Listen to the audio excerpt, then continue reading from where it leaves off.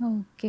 ಗುರುಗಳ ಜೊತೆಗೆ ಈ ನಾಗಮಂಡಲ ಅನ್ನೋ ಒಂದು ವಿಚಾರವನ್ನ ತಗೊಂಡು ಬಂದ್ರೆ, ಇದರಲ್ಲಿ ಇರುವಂಥ ಶಕ್ತಿಗಳನ್ನಾಗಿರ್ಬಹುದು, ಇದರಿಂದ ಆಗುವಂಥ ಒಂದಷ್ಟು ಚೇಂಜಸ್‌ಗಳೇನಿದೆ, ಮನುಷ್ಯ ಜೀವನದಲ್ಲಿ ಆಗುವಂಥ ಪರಿವರ್ತನೆಗಳಾಗಿರಬಹುದು.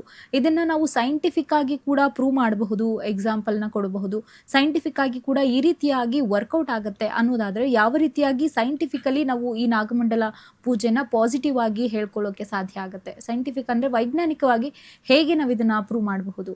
ಅಲ್ಲ, ನೀವು ಎಲ್ಲವನ್ನೂ ವಿಜ್ಞಾನಕ್ಕೆ ಒಳಪಡಿಸೋಕ್ಕಾಗೋದಿಲ್ಲ ಅಂತ. ಈಗ ಎಷ್ಟೋ ಜನ ನಮ್ಮ ಹತ್ರ ಸಮಸ್ಯೆಗಳು ಬಂದಿರ್ತಾರೆ, ಅವ್ರ ಕೆಲಸಗಳು ಮಾಡಿಕೊಟ್ಟಿದ್ದೀವಿ. ಇದು ಅವರ ವೈಯಕ್ತಿಕ ಅಭಿಪ್ರಾಯಗಳನ್ನ ಕೇಳಿಬಿಟ್ರೆ ನಿಜವಾಗ ನೀವು ದಂಗಾಗ್ಬಿಡ್ತೀರಾ. ಅಷ್ಟು ಅನುಭವಗಳವರು ಅವ್ರಿಗೆ ಅಂದರೆ ಏನೋ ಅವ್ರಿಗೇನು ದೋಷ, ಅವ್ರಿಗೇನಿತ್ತು, ಏನಕ್ಕೋಸ್ಕರ ಅಷ್ಟು ಜೀವನದಲ್ಲಿ ಒದ್ದಾಡ್ತದೆ ಗೊತ್ತೇ ಇರೋದಿಲ್ಲ.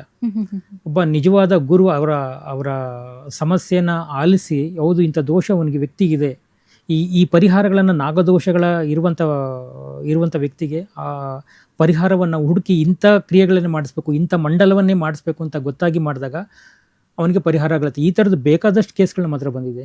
ಎಲ್ಲರಿಗೂ ನೀವು ನಂಬೋದಿಲ್ಲ ನೋಡಿ, ಇದಕ್ಕೆ ಬೇಕಾದಷ್ಟು ಉದಾಹರಣೆಗಳಿದೆ.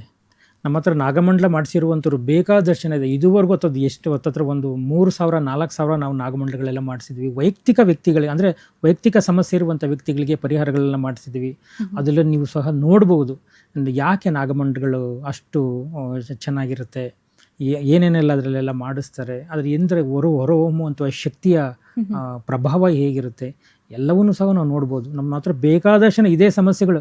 ನೀವು ನೀವು ಯಾವ ಜಾತಕ, ಯಾವ ಜ್ಯೋತಿಷಿಗಳ ಹತ್ರ ಸಹ ನಾವು ಕೇಳಿದ್ರೂ ಸರ್ಪದ ಬಗ್ಗೆನೇ ಹೇಳ್ತಾರೆ ಅಲ್ವಾ. ಹಾಗಾಗಿ ಸರ್ಪಗಳ ಉಲ್ಲೇಖಗಳು ಬರ್ತಾ ಬರ್ತಾ ಮನುಷ್ಯನ ದೋಷಕ್ಕೆ ಏನಿದೆ ಅದು ತುಂಬ ಲಿಂಕ್ ಆಗಿದೆ.